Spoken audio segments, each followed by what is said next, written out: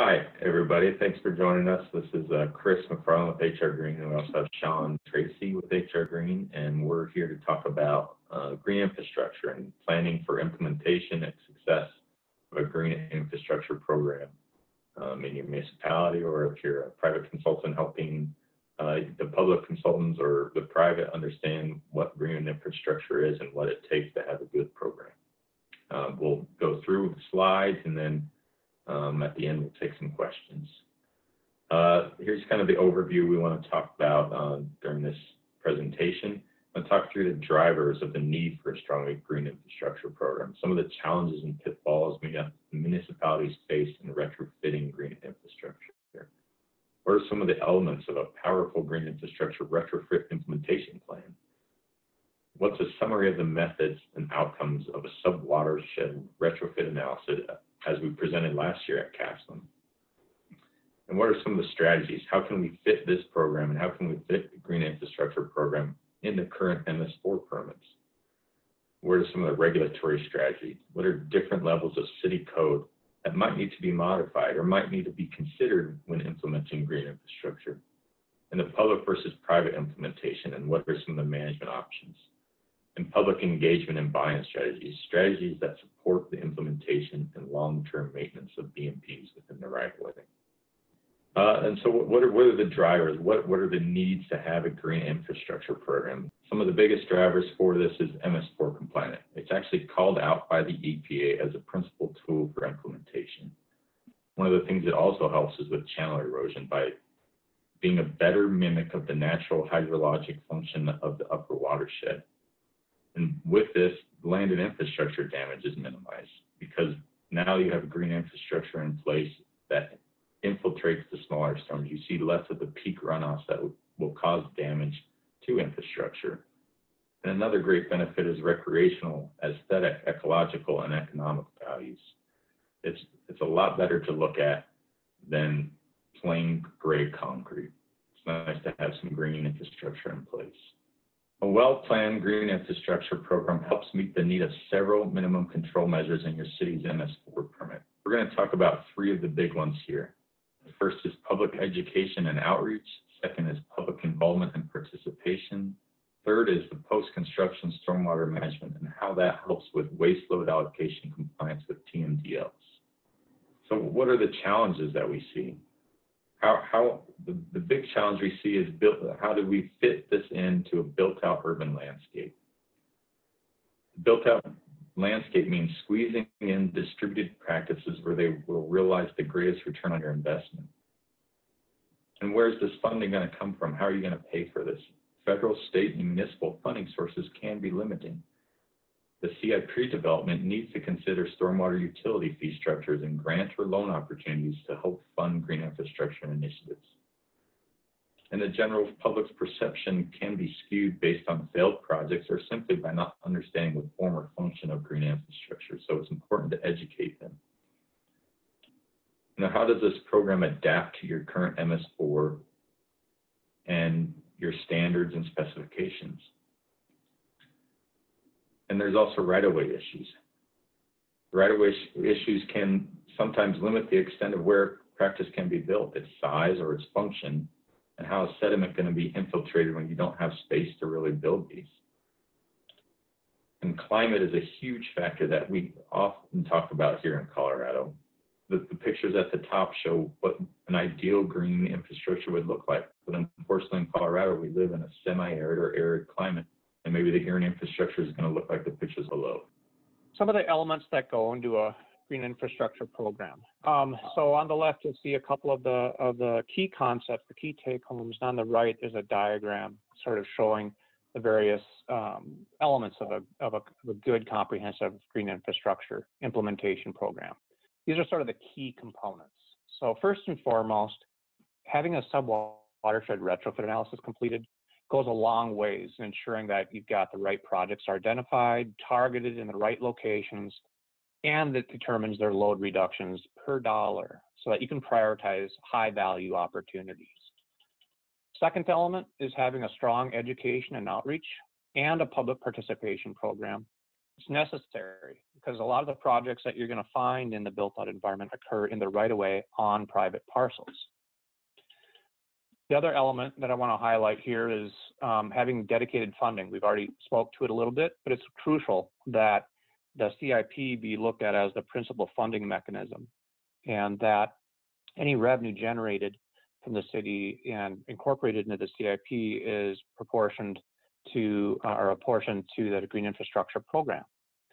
The other funding mechanism that was alluded to earlier is state and federal funding mechanisms, either through grants or for loan opportunities. Having those identified and spelled out clearly in the green infrastructure plan is going to be very important. The last thing speaks a little more towards the long-term sustainability of the program and helps shift some of the funding for green infrastructure implementation more to the private side, to the general public. So making sure that you've got municipal ordinances for land development, redevelopment, linear projects, what have you, post-construction stormwater, practice implementation for your stormwater controls on site for a permitted development are really important.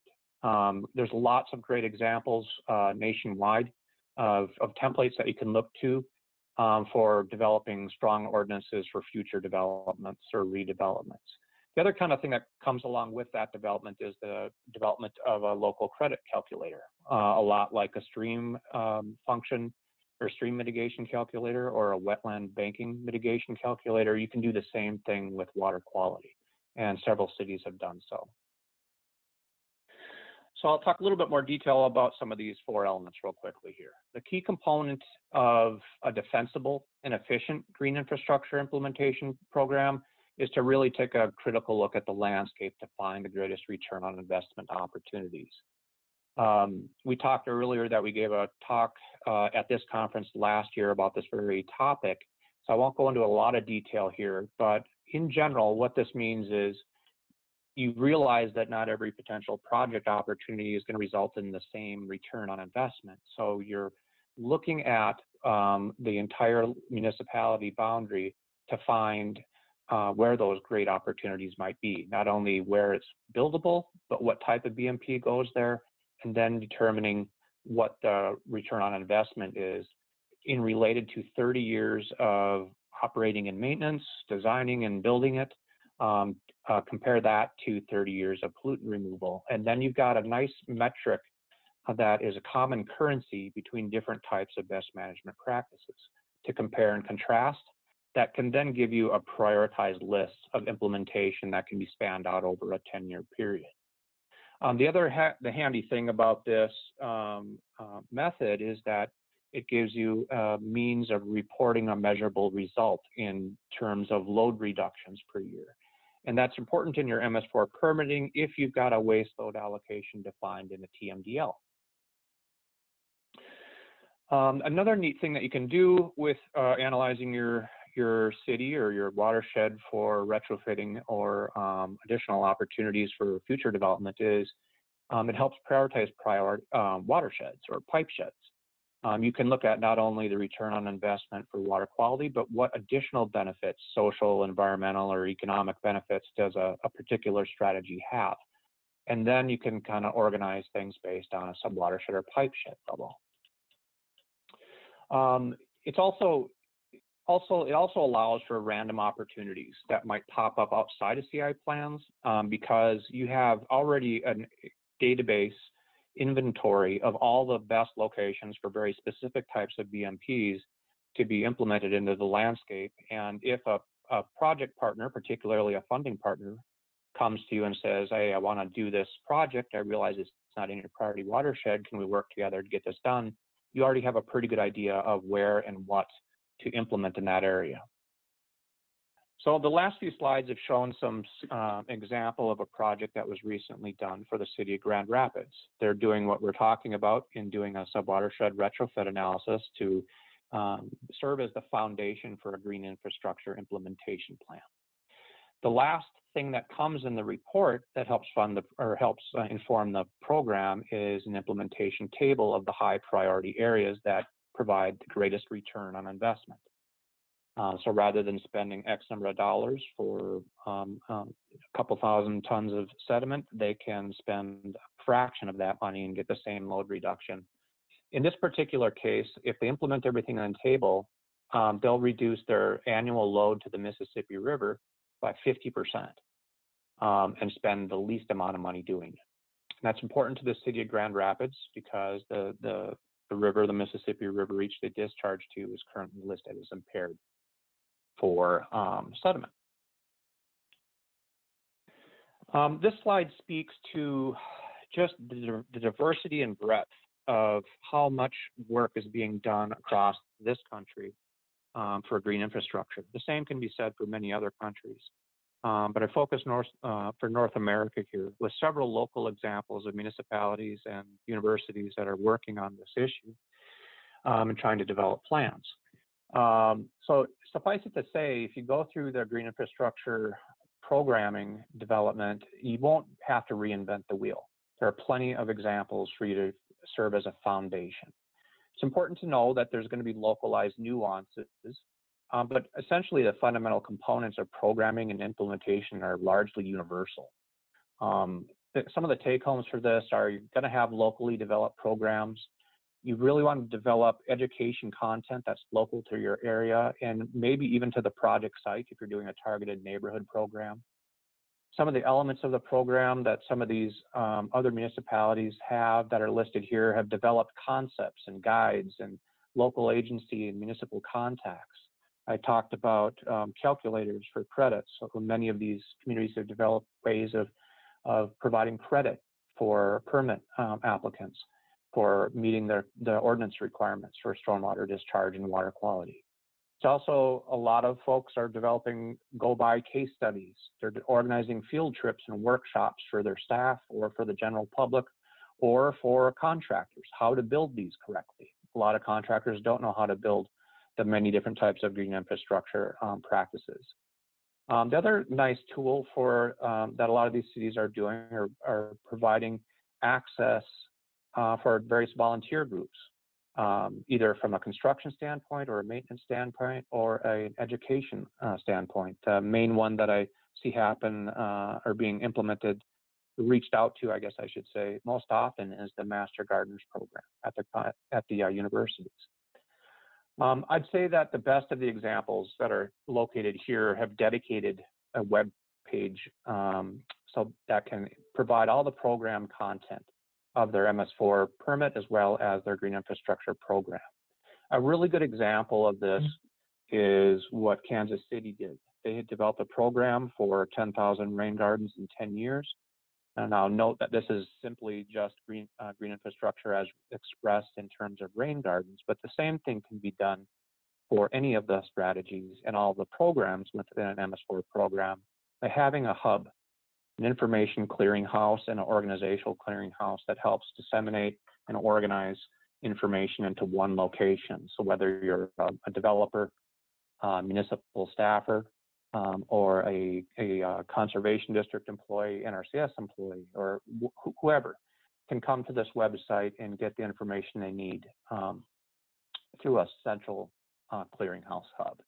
And I think that they did a great job in Kansas City of providing that at a dedicated web page to facilitate that.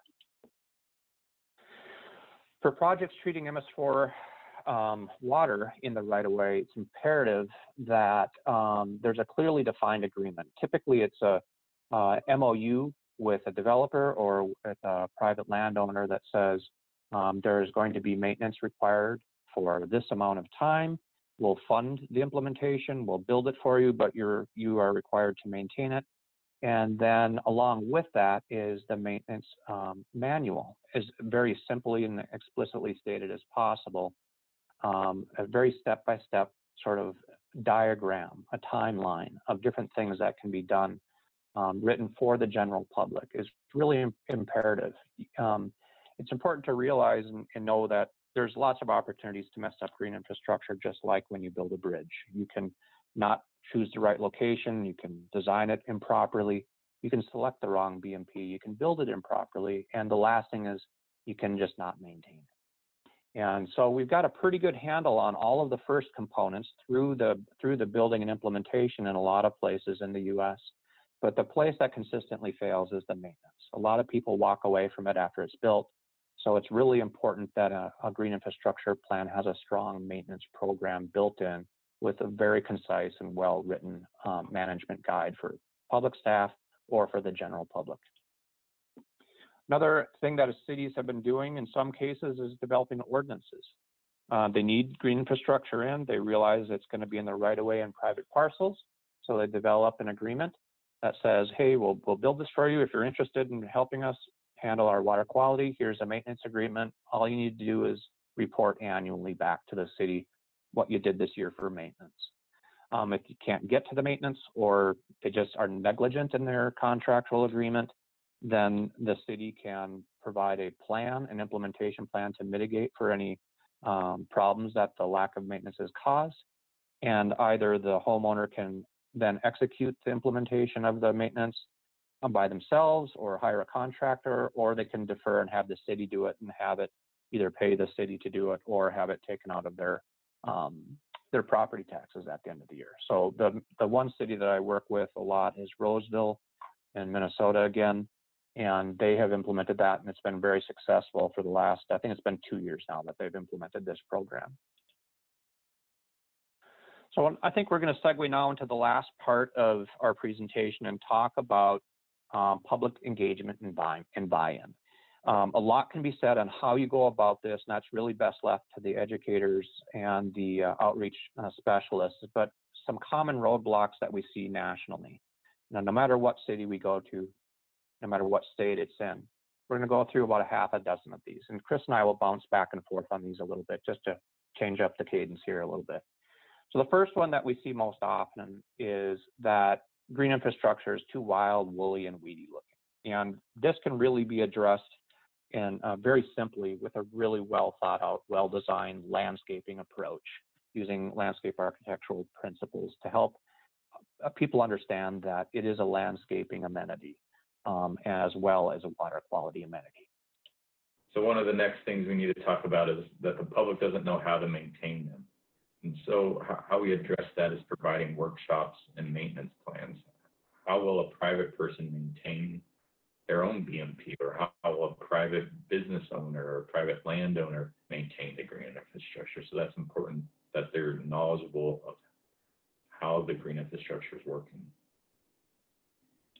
Excellent. The same can be said for public works staff.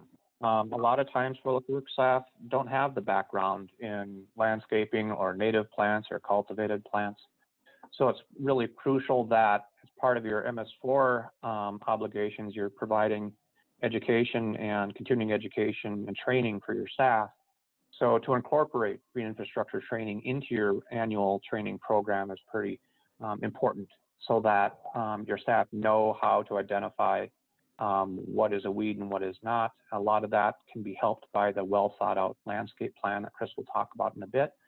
But incorporating that content into your annual training is a great way to get your staff up to speed on how to maintain green infrastructure. And then, yeah, continuing on maintenance, green infrastructure requires too much maintenance. And so the landscaping design should rely on large plant groupings of a simple plant palette. They should be easy to identify which are plants and which are weeds.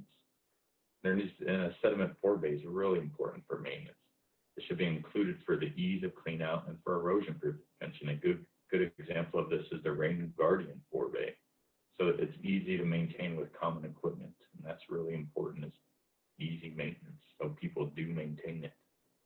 The other thing we hear quite a bit of is green infrastructure doesn't work in semi-arid to arid landscapes, and really that's just a common misconception. There's plenty of examples throughout the forested area around Colorado and other places in the world where it works. It really comes down to understanding the growing environment, primarily hydrology. You certainly have an abundance of native plants that exist in semi-arid and arid landscapes that can handle some temporary inundation of water, and those should be used to start with as a plant palette. But there are also some cultivars that would work very well as well. And one of the big things we hear from both public and private is that it's too expensive. But the implementation prices really range. There's a broad range from inexpensive to more expensive, depending on the PMP type chosen. But the true metric of the value is the return on the investment. The dollars per pound of pollutant removal over a 30-year period. And generally, we found that it's cheaper to implement a green infrastructure program than some of the other more traditional BMP methods. But remember that green infrastructure has multiple values, with cost and treatment efficiency being just one. Yeah, excellent. So I'll try to wrap it up here, and then we'll go on to an open session for questions. So really the take-home messages that we hope people walk away with is the benefits of green infrastructure programming and implementation really does prioritize specific, targeted, and measurable strategies. It helps assure the agency or the municipality that they're being fiscally responsible. It assures that solutions are sustainable in the long term. And the other benefit is it ties very nicely into MS4 programming and comprehensive plans. So with that, we'll finish the recorded session and move to questions. Thank you very much.